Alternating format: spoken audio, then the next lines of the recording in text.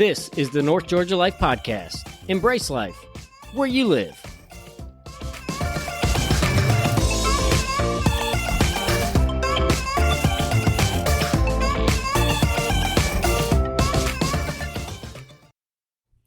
Welcome back to the North Georgia Life Podcast. Jake, your host. Today we are at Living Waters Winery and Vineyard in Blairsville, Georgia, talking with Scott and Crystal Whitney. Scott and Crystal, I hope it comes across in the podcast. It was such a refreshing conversation to me. They are the real deal. They are as authentic as the day is long. The journey of kind of the normal life where you kind of look at these dreams that you think you have, that you might want to have, and you just constantly looking at those things and you're like, I don't know. You know, you kind of have that no, I can't mentality. And then you hear their story and they're like, yes, we did. And just sharing some of the bumps and bruises, some of the highlights and the challenges along the way is just, I mean, it is as authentic as you can get. The second thing is just as parents. So this is a real life conversation with a mom and dad who launched into this adventure with their kids. And we paused it at some point in my train of thought during the podcast because I just wanted to take a minute and just commend them as parents.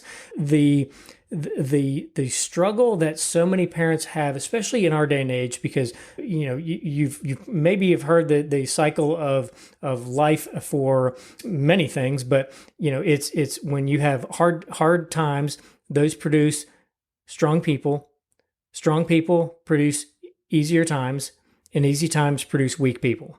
And that cycle, that then you have weak people create hard times, and hard times create strong people, and the cycle repeats. And in just kind of that framework, if you're a loving mom or dad, you are sacrificing XYZ for your kids. Like that is commendable. That is what we are supposed to do as parents that love our kids, that know, there's child labor laws and things like that. No, but we're doing what we do to try to give our kids a great life, a better life than maybe we had growing up in their age.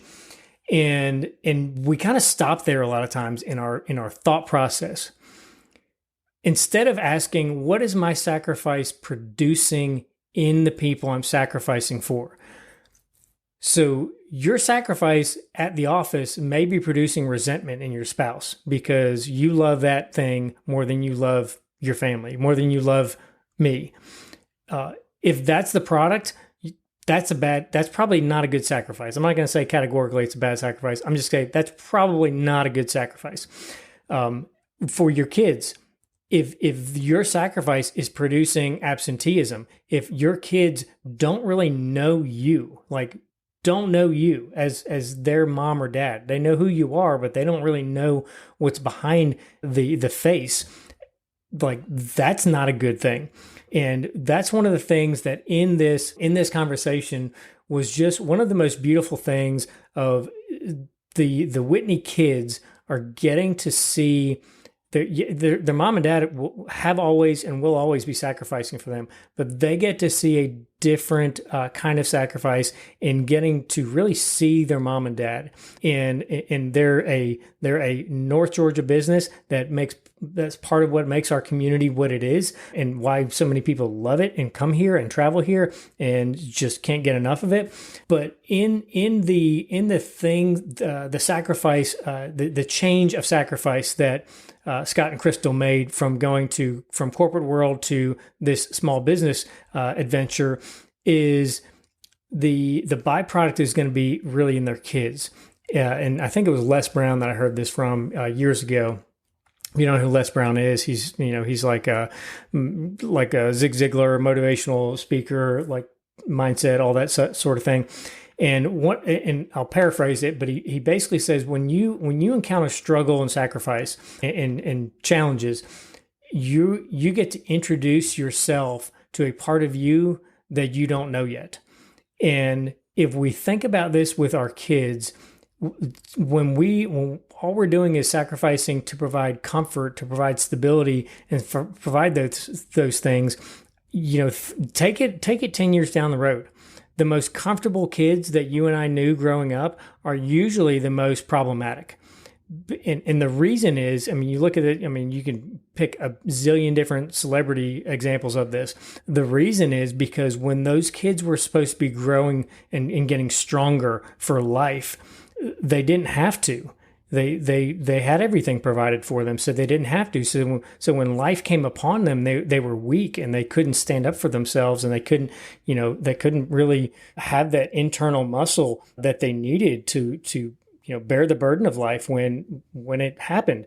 And I don't know that any of us are really ready, but that's what we steal from our kids when we're just trying to sacrifice to provide for comfort, rather than saying, I want my child to really know who they are, what they're capable of. I want them, to have that internal confidence that I can do hard things because I've done hard things, because I didn't have everything handed to me, wrapped in a nice bow. So that is a beautiful part of this story that is kind of hidden. We don't really go in depth in that, but just wanted to pause for a minute and say that one of the greatest gifts that the Whitney kids are going to have in the journey of this vineyard and this whole project is that they're going to get to see their mom and dad in just the authenticity of themselves. They will never be those kids that didn't really know their mom and dad. Dad was always gone. Mama never showed the thing. Everybody was trading my life for their work or their career or their ladder. That's not going to be the story that these kids have. And what a great gift. And they're going to share their story of how they got there. So you can always connect with us on Facebook and Instagram. We've got a great reel for this property. I was able to get there a little bit early and get some great footage. So enjoy the scenery. Last thing, I'll say this. So one, probably the best lightning round question answer that we've had yet. So you will want to stay to the end because I was dying laughing when we were going through lightning round question. The second thing, and really our only ask in the podcast, is share this with somebody who just needs to find somewhere to go exploring in the North Georgia area. All of these, by the way, all of these places that we have on the podcast, we're not trolling the bottom of the river to find people on the podcast. These are places you want to go. You will have a better day, a better weekend. You will love North Georgia more by going to these places. I can promise you that. And hey, maybe you just decide that this year, once a month, every other week or whatever, you're going to go hit up one of these places on the podcast. I would love to hear feedback from the people that I have on the podcast that they just started getting a stream of people who started showing up because they heard the podcast and then they left and like, oh my gosh, like Jake was right. Like this place is awesome. With that, we'll get started. Welcome back to the North Georgia Podcast. Jake, your host. Today we're at the Living Water Winery and Vineyard or technically Blairsville.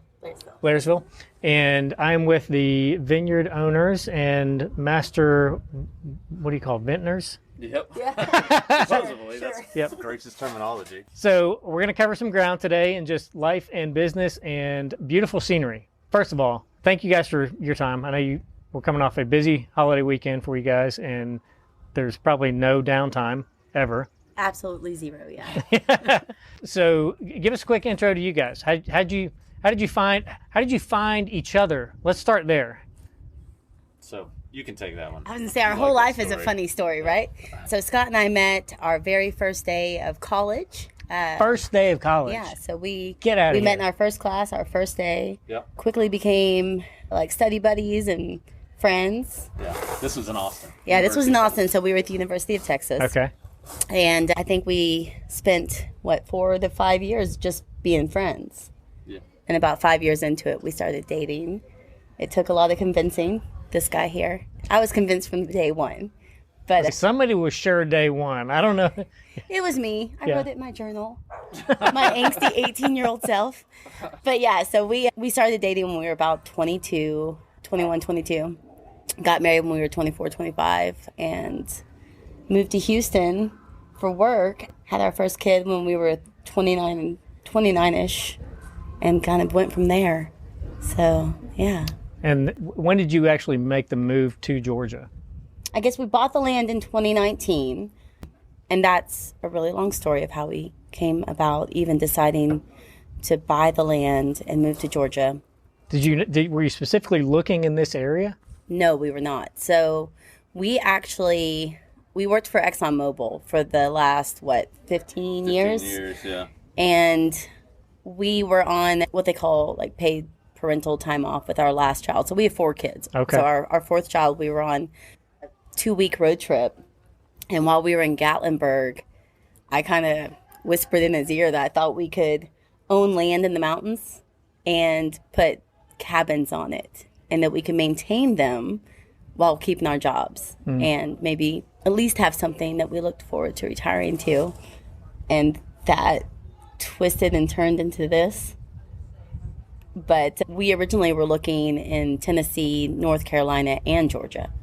And the realtor here in Georgia, who happens to be located in Blue Ridge, was just the most responsive realtor. And so we looked at a piece of land in LJ, and by then, I guess the plan started to change. Yeah. Well, the guy that married us, so one of my buddies, I was an engineer, and then one of my other buddies from college, his name was Ben. He's actually was the pastor at our wedding, and his family had long time owned an apple orchard. So I think when we were looking at land, we noticed that there was a lot of apple orchards up here in LJ. And so we spoke to Ben about kind of like, what do you think about dropping out of our corporate life and then starting an apple orchard? And he said, oh, hell no, don't do that. Like, you'll go broke. No, don't do that. But he said that, he's got 160 acres of apples and then 4 acres of vines. And he's like, man, the 4 acres of vines pays for the 160 acres of apples. Wow. And then Crystal was looking around and noticed that there was Wine Highway and that this was kind of a springing, aspiring industry here in North Georgia. And so I think we got turned on to Vineyard. Around that time, yeah. That's the path I remember. It was very circuitous.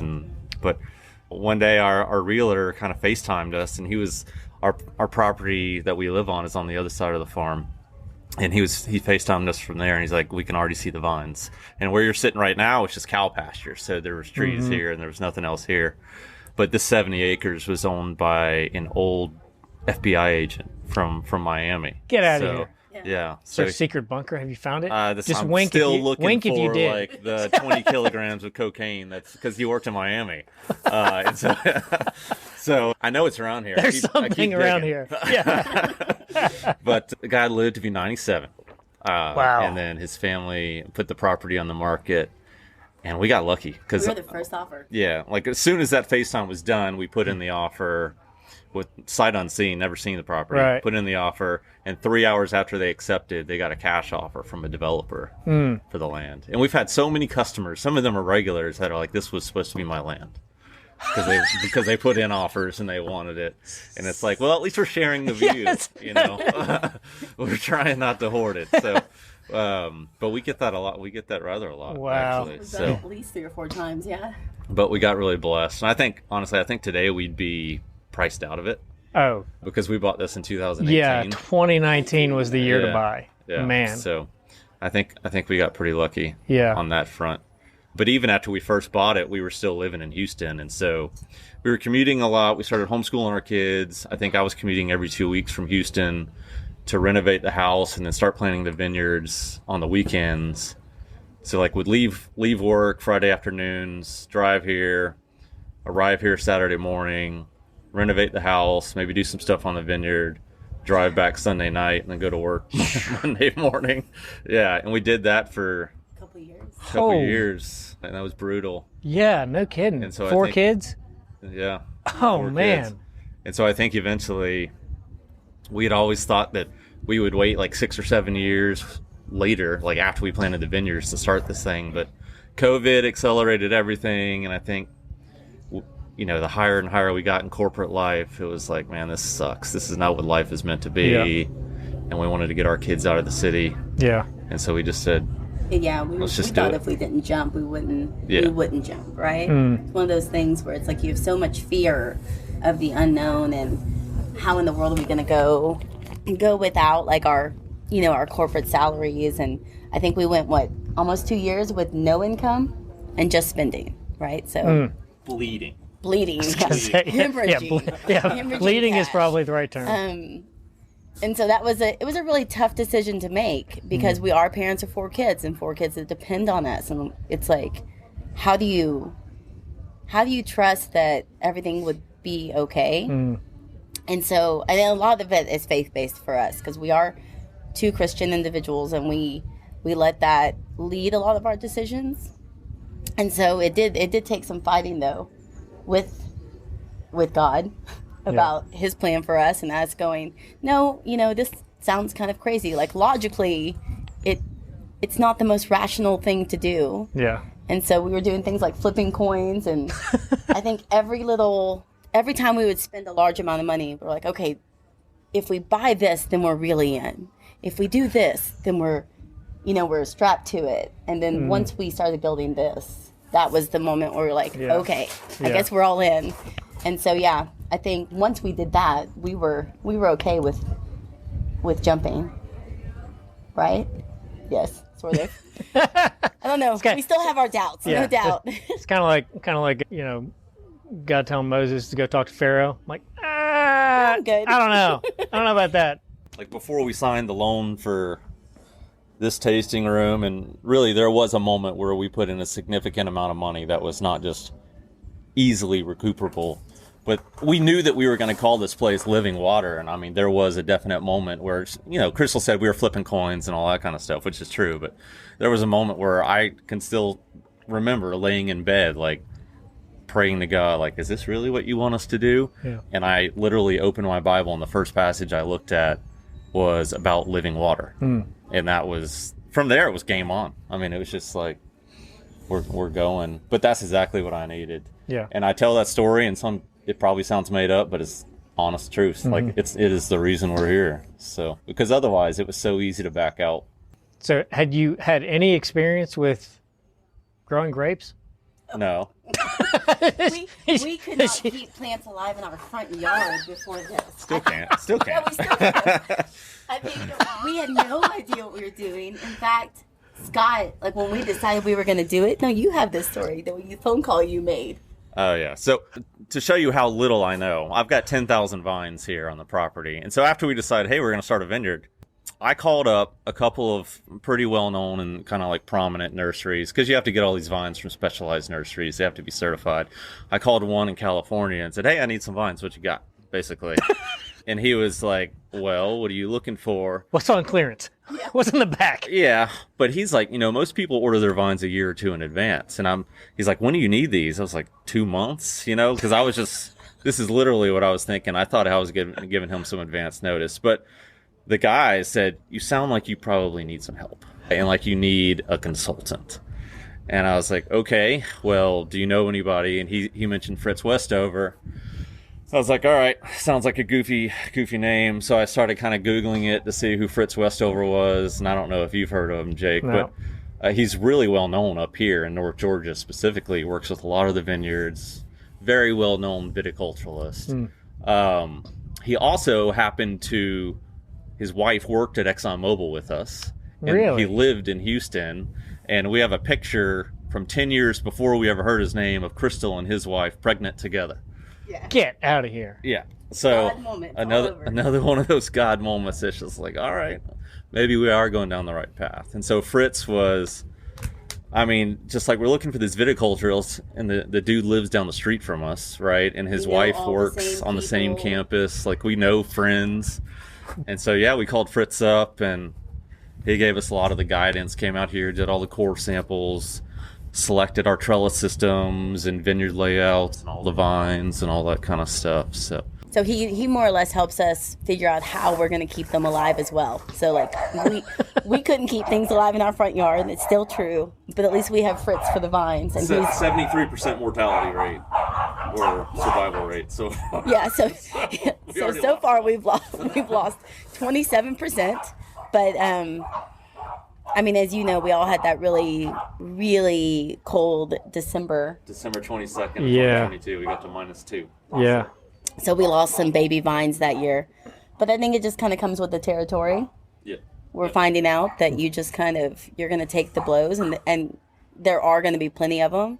I guess we're finding that out in all aspects of this business. Is that I think the hardest part, though, is all the blows hit us directly versus working for a corporation where you're more or less just a pass-through. Yeah.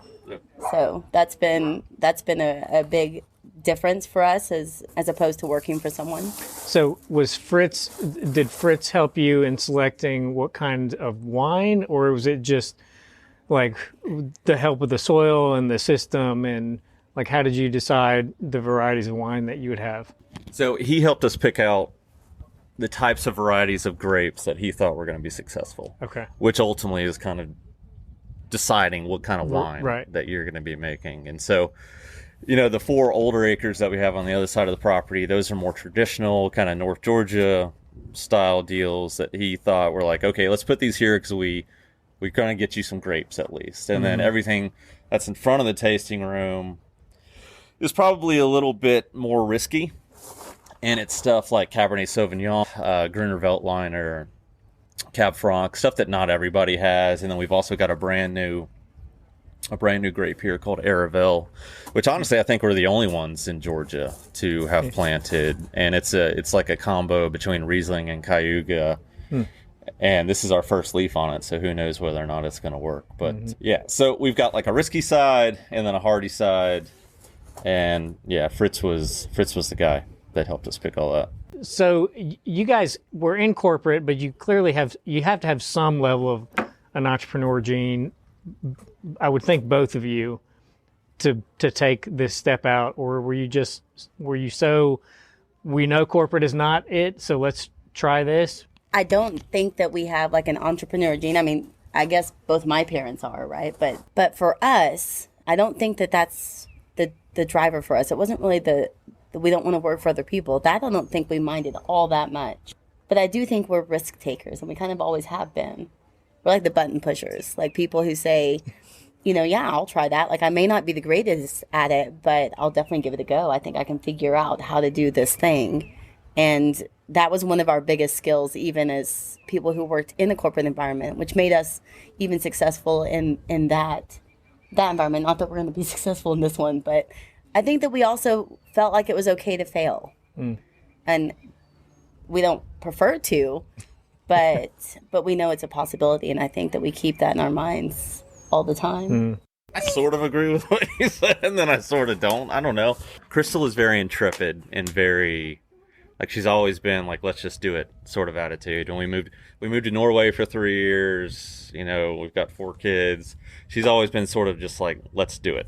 Whatever we need to do, let's do it. I think I do kind of have ideas in my head and like stupid ideas sometimes and things that we want to do. I guess you also did all these little business, angel investors. Yeah, he's always had side gigs running. Yeah, and then we had like a house flipping deal, that little house flipping company in Houston that we did for a little while. And I think it was always just, like Crystal said, not displeasure with working for somebody else, but displeasure in the corporate rat race and like, the politics of it, and sort of what gets you ahead. And ultimately, like... And a lot of your work was like, he was doing work that was so hard and it was so sought after by everybody, right? Like everyone who worked there wanted his position kind of thing. But in the end, he didn't feel like his work was amounting to anything. He'd spend all this time doing all this work. And, in the end, a company already has its plans.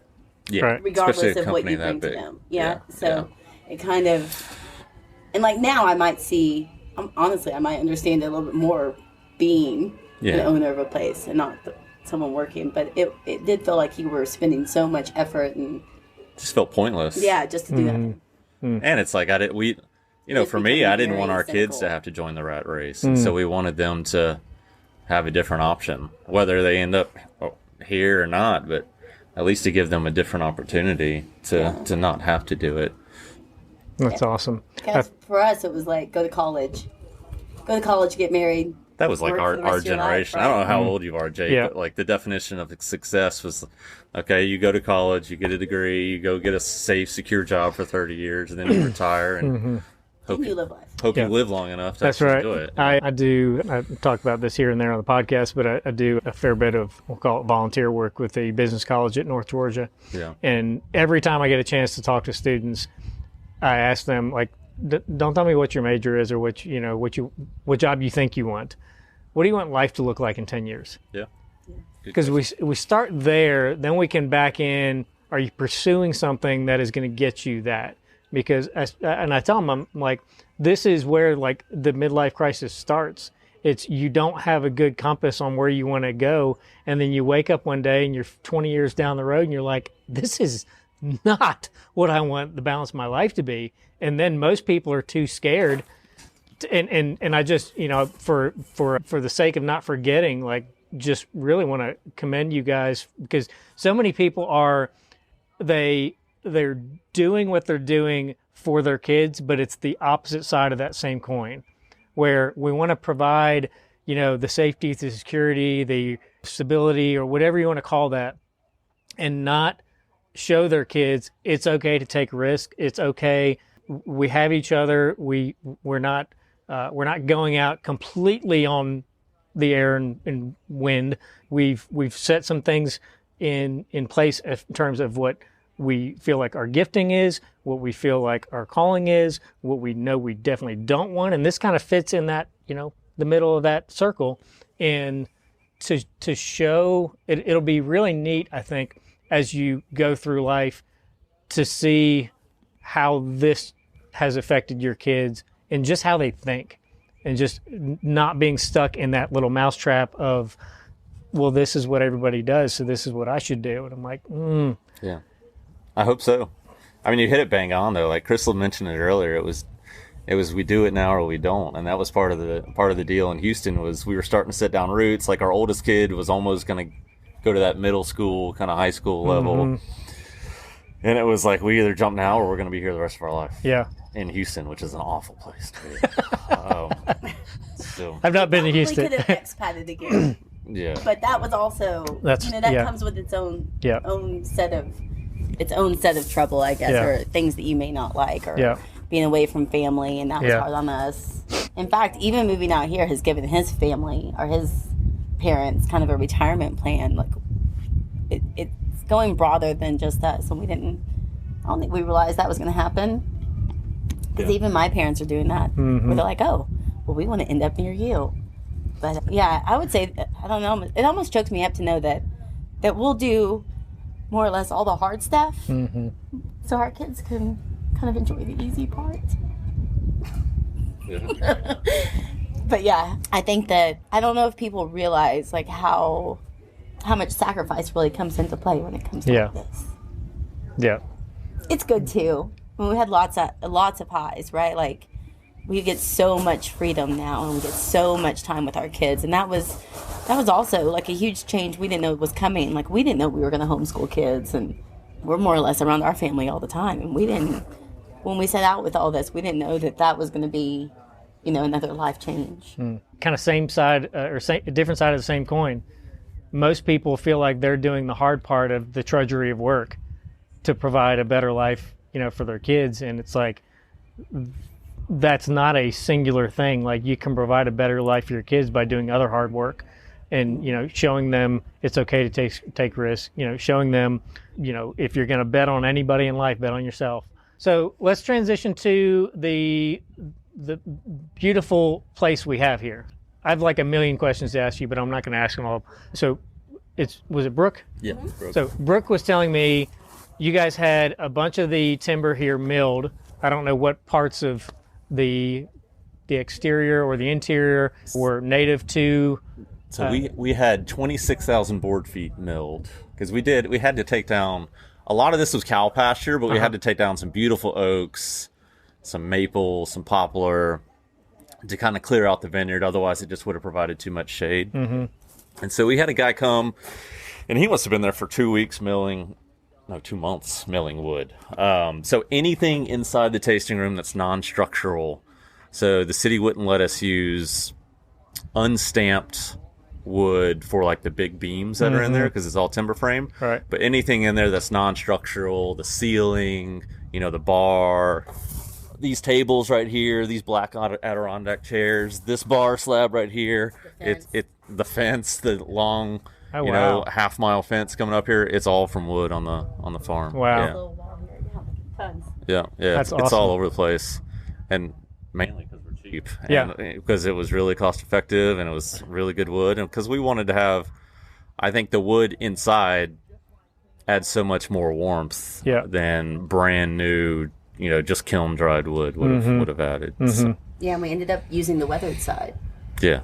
So it was the side that was exposed to the elements. And then, every wall down in on these terraces. Yeah, all the rock walls for the terraces were all rocks that we kind of scavenged from around the farm. And, I need to take a look at that on my way out. yeah, we try to get everything from here that we can. Wow. So tell us about what wines you have when people come up and taste your wines. Variety, your favorites, anything in the... You've got a few beers on tap for people who are coming up with wine drinkers, but... We have 14 beers on tap, and that's because we tend to be beer drinkers, even though, I make all the wines. So we have dry wines, and then we have muscadine sweet wines. The muscadine sweet wines we bring in from another vineyard. We make all the dry wines that are here. We've got, obviously, red and white. On the red side, we tend to have things that are more recognizable to people, which is something that when we first came and started doing research in the area, a lot of the wines that we found at local vineyards, which are state wines and kind of pride themselves on that, we just didn't recognize the names. They weren't recognizable to us. And so when we came here, we wanted to make wines that would not only taste good, but people would sort of recognize as their favorites. So we've got Cabernet Sauvignon, we've got Merlot, we tend to have Shiraz, it's out of stock right now, we've got Pinot Noir, and then we've also got blends, which tend to be our favorites and everybody else's favorites. So Legion is probably our most popular blend, and it's a blend of Cab Sav, Merlot, and Shiraz. And then we've also got another blend called Rivalry, which is Cabernet Sauvignon and Merlot.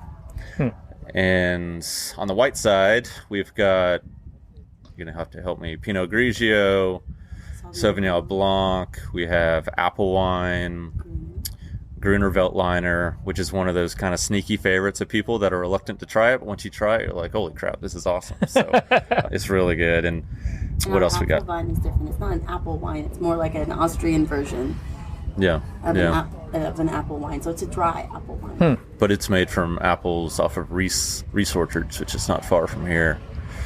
I feel like we missed a white wine. I can't remember. Rosé? We've got a rosé, which we make. And there's something missing. It's a pretty good list. Yeah. Yeah. It's reasonably... Chardonnay. You're missing the vine father. Yeah, Chardonnay. It's called vine. Then we've got probably what we're most well known for these days is our wine cocktails. And that was something we always wanted to do. We wanted to have, a lot of different wine cocktails that are constantly changed up, that are made from, we make them daily out of like fresh ingredients, but they're wine based, but you really wouldn't know it. Like when you drink our Mango Madness, you think you're drinking a spicy margarita that's got tequila in it. And so that's, Crystal and I started that, but now it's really, the ownership has shifted to our bartenders, and they're always playing around with it. They have fun. Yeah, cool. We wanted something that would attract a younger crowd and be highly Instagrammable. Yes, and that has worked very successfully. It has worked, yeah. And then, of course, we have our 14 beers on draft, and we tend to go with mostly craft, but we do keep at least one domestic. Race car beer. Race car beer, yeah. We keep at least one. Yeah. And that, if we got rid of that, people would be very angry with us, I have to say. But yeah, we try to cater to kind of everybody and everyone's taste, right? We have a lot of people who come in here who don't drink wine. We have dudes that come with their wives, and they just cannot believe they're getting dragged to a winery, and then they are so thrilled to find out that there is beer available. They get good beer and a good view. Yes, well, that said, it feels more like a brewery in here on a Saturday than a winery. Yeah, so our Saturdays get a little nuts. I've looked around several times and said, is this a tasting room? Because it really feels like a bar atmosphere all of a sudden. People are having fun. We always have live music on the weekends and on Wednesdays. And some of the bands can just get people up and dancing. It's just crazy. And you can barely move in this place. And you've got how many square feet is that in there? Ballpark. 2,500. Yeah. I think inside is 2,500. Yeah. Yeah, but you've got probably double that outside. We have around 250 seats. Yeah. It's expansive. We'll fill it on Saturdays. Yeah. So I know I saw this and can't remember. You officially opened when? January 13th of 2023. 3. Yeah. So Yeah. a little bit over a year ago. And you already have overflow parking. So, yeah, we've actually expanded our parking twice so far, right? Yeah. Twice. So we had to build this after the overflow. We have what we call our all-wheel drive parking because it's roughed in. I mean, it's one of those things where, like, it's a process to make something smoother in the mountains, right? Mm-hmm. Yeah. So we literally had to cut down a bunch of small pine over the weekend and rough it in just so people could. Have somewhere to park. Oh, and we've extended back there too. I almost died like 8 times. But it wasn't over a weekend. So like, How you remember it, how I there remember were some it. precarious things going on. But we also have that overflow lot. We have a shuttle driver that works on the weekends, and so people park down there. And then the shuttle driver meets them. And to be honest, most people like it because they like to have the ride in the UTV. And we take it for granted. It's like we're riding in UTVs all day long, but some people, like, that's part of the adventure for them. So. Especially kids, So if you guys could go to whatever point makes sense in your history, because we've covered a lot, but we've gone kind of highlights of your journey to this point.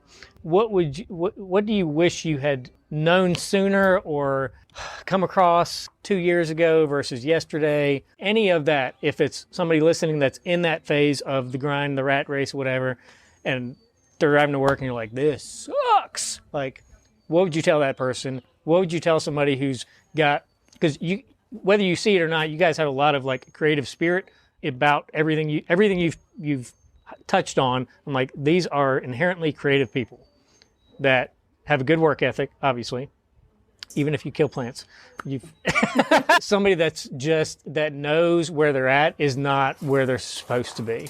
Okay, so to the person who's like in the rat race and just thinks it sucks, I think for us, I think it would be like that you don't have to have that income to have a good life, right? You're usually in the rat race because you think that you need the, 3,000 square foot house and white picket fence and the things, but you actually don't. Life is about so much more than that.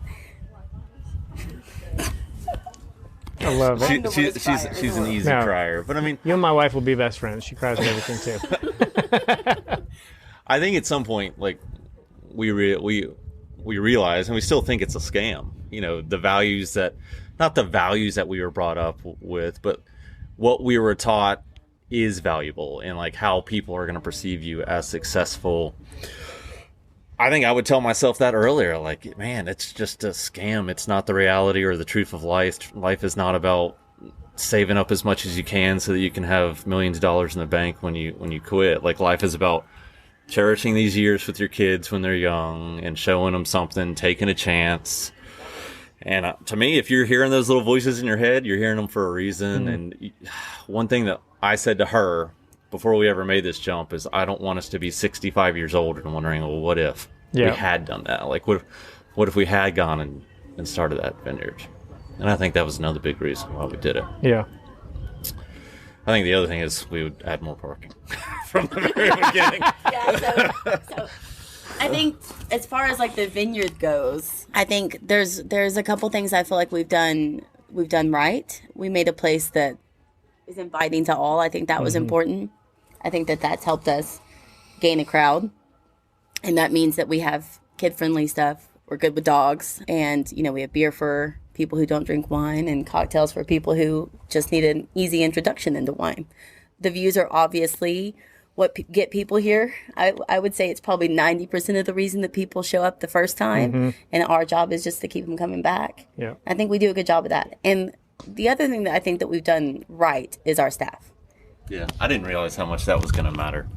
And I'm not as good at relationships as Crystal is, but I totally underestimated how important our staff was going to be when we started. She's the people person. You said 90% of the reason people come here is for the view. I think it's kind of like 50% view and 50% you, because a lot of people, Crystal's a minor celebrity here, but she's very personable, and I think she did a great job in selecting our staff and like training them, because they're all very personable too. And they're like a family with each other, and they party together, and we all have fun together. And I totally underestimated how much that was going to matter. So like just picking our people here was was very important. And what's great is none of them know anything about wine, but neither do we. So We know something. We know something now, but right, we all started and learned it together. I feel like we all came into this kind of like, okay, we've got these vines, we're going to make some wine. Great. We're going to go with what we know, right? We did. We went with what we know when it comes to flavor. And that's part of that is why we have so many dry wines. That's what we drink. So we went to the experts down in South Georgia for the sweet stuff. Mm-hmm. But I think that I really like that they're not trying to be all about this is what you're, tasting and feeling, like telling people. We're not that place. Mm-hmm. That's one of the things we're not. There's a lot of places that are, and I think that that's great. It's a great focus. I couldn't even fake knowing everything about wine. I didn't go to school for it. Mm-hmm. We haven't taken classes on it. We've read books, that kind of thing. Yeah. So I feel like we would all appear very false if we tried. Yeah. And I think that helps. Like, we're extremely authentic here, and we're okay with just being ourselves. Like we said earlier, we think we would have planted less vines. Would have planted less vines. Less vines. Yeah. Because it's so much work, and you don't need the makers that we have in order to make wine or to be a farm winery here. Yeah. Because that's really the goal, is to be a farm winery. I mean, one other thing I would say to myself, 4 or 5 years ago when we were thinking about all this, is that it's not that complicated.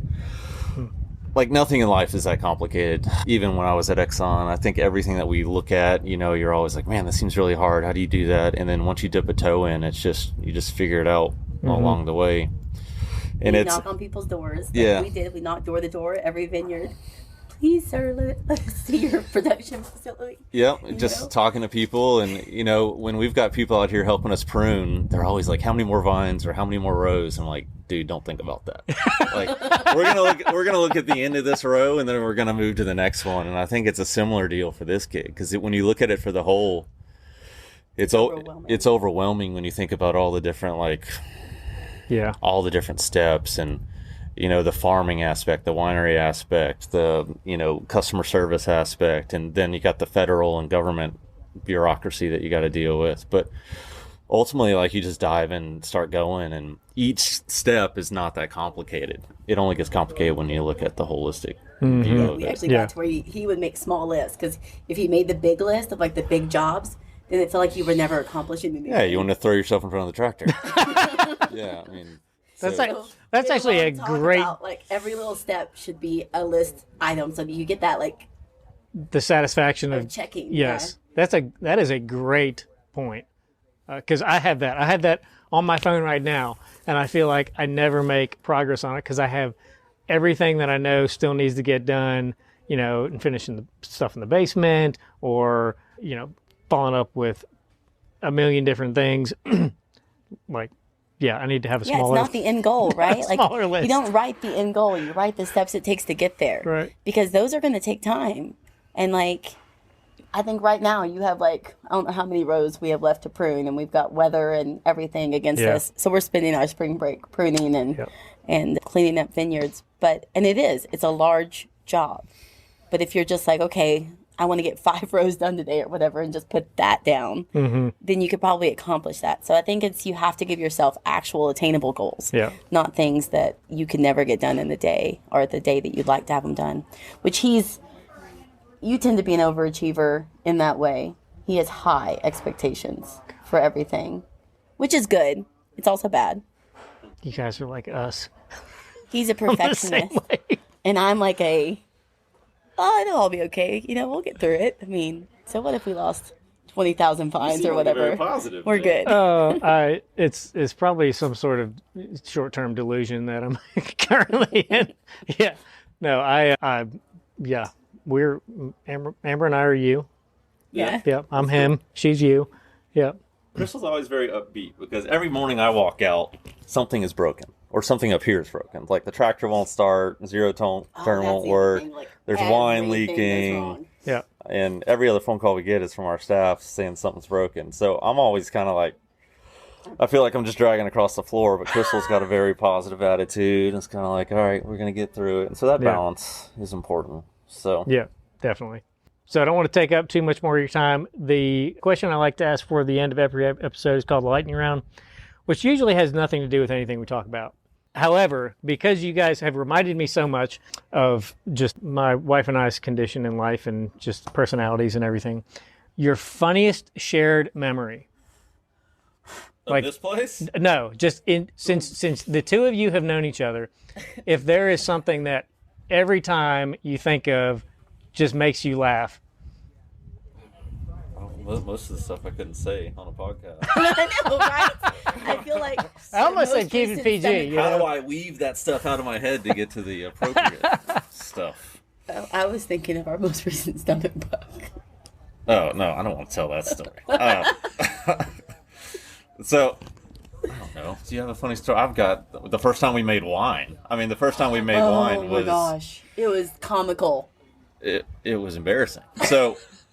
I kept telling them that one day we'll look back and we'll laugh at this. So we had young vines, so we had no grapes. So what a lot of winemakers on here do is you get juice. Mm-hmm. And we ordered Shiraz juice from Australia. We did not know that it was going to come here basically in like a 300-gallon Capri Sun is what it was. Huge. And we opened the barrel. Giant Capri Sun. They were inside of a barrel first. Yeah. And then we were like, we got to open it and take temperature because we had to temper it. And that doesn't even start with the fact that we didn't have hot water and we had to use the hot water at our house and it smelled like a pizza factory in his car. Right, you're digressing. But it's like, okay, so it's a giant Capri Sun bag, 300 gallons, which is probably 2,500 pounds. Yeah. We have no pumps at this point or anything. So we're like, how are we going to get the stuff into the tanks so that we can actually start the fermentation process? So we get the skid steer, and we lift the skid steer and lift this Capri Sun bag about 8 to 9 feet. It was less than that. It was probably 6 or 7 feet, just above the tote tank. And we're trying to like open this little spout. I remember it very differently. All right. Okay. So no, it was still in the barrel. It was still in the barrel. Oh, yeah, this like yes. plastic and barrel. So there are these barrels, and we had opened it up, and once we opened it, we were like, oh no, how do we make sure this bag does not fall on us? Yeah. Because it's heavier than the staples that are holding the barrel together. And we're like, we couldn't figure out a solution, so we're like, F it, we're just going to do it, and we're going to see where it goes. And like we're having to lift these giant barrels onto your little MacGyver pallet that was holding them in place. And so he leans, the skid steer forward, and I was there to like guide the wine in to this. I don't know giant that you can guide thing. wine in when it weighs that much. Well, it was out of a pour spout. Oh, okay. I got you. Yeah. Yeah. So we could do that. But during all this, by the way, it's like a North Georgia storm with the winds that are like gusts of like 50 to 80 miles an hour. And we're having to leave the doors open because we're doing this with a skid steer. Yeah. And so wind's whipping, wine hitting us in the face, and this thing just starts to go. Yeah, the Capri Sun bag starts slipping out of the barrel. And so it's sliding, this creature sliding out of the barrel, and Crystal's kind of underneath it. And so I hop out of the skid steer to kind of get with Crystal, and I'm trying to hold up this giant bag of juice, which is falling on top of us. It starts to like basically fall on us. Yeah. And so I pull my knife out of my pocket, and I'm kind of like shanking it, like prison shanking it, just so it doesn't crush us. So I like stab it in the side, and we're guiding it into the we're getting covered in juice, and like part of the juice is making it inside the tote tank, and some rain, and yeah. So we just threw the yeast in there, and it was like 2 a.m. We're like, screw this, and but it worked. Like we're drinking it today, so I mean that was Get out of here. And I think at that time we were like, all right, well, it's got to get better. It's got to get better from here. Well, I kept telling them, like, every vineyard has to have one of these stories, right? Like, where you're just doing things. Because everything we've done it the hard way first. Yep. And then we bought the equipment later when we could afford it. So every little thing, like crushing into stemming, I thought we were going to have to step on it with our feet. Yeah. Like, everything has been like that. And we're just up till 5 a.m. trying to MacGyver some kind of solution. Yep. To a weird problem that we've never had before. It's fun. That's a great story. So how do people find you guys? How your hours, special events, anything that people would want to get connected with you guys about? So I'm definitely the best at keeping up with things on like Facebook, Instagram. I post every week what's going on for that week. I try to post every month, like our events that are not our normal events. So we always have live music Wednesday, Friday, Saturday, Sunday. I do food trucks too. So that's one of the things that we bring up here that a lot of people really love. And I post those on our calendar online as well. I at least keep a month up to date. I really wish I was better at it and did like a year. But it's all on me. So I'm all socials. I'm all administration. If you're emailing me. If you're calling my cell phone. So yeah, we get what we can out there. But the easiest way to know is probably Facebook and Instagram, what's going on here. I'm at least by a month basis. Now, if you want to know anything further out, you're going to have to call me. And I have the calendar. Yeah. I just don't have it posted. Some of the things I do know for a year, and so I go ahead and post those out because we have like recurring events. So like we have music bingo here. And we're one of the few wineries that host music bingo because it can be a very different environment than your typical wine tasting experience. So yeah, it's something completely different and outside of that. And like this past week we had an 80s dance party, same thing, very different than your normal winery experience. But as you can see, we're a little younger, and so we kind of come in with that perspective. But yeah, easiest way is Facebook and Instagram. I'm pretty good at that. Okay. Well, guys, I know it's spring break and there are vines and all sorts of stuff around the farm and the business. So thank you guys for your time. Yeah, thanks for having us. Yep. It was great.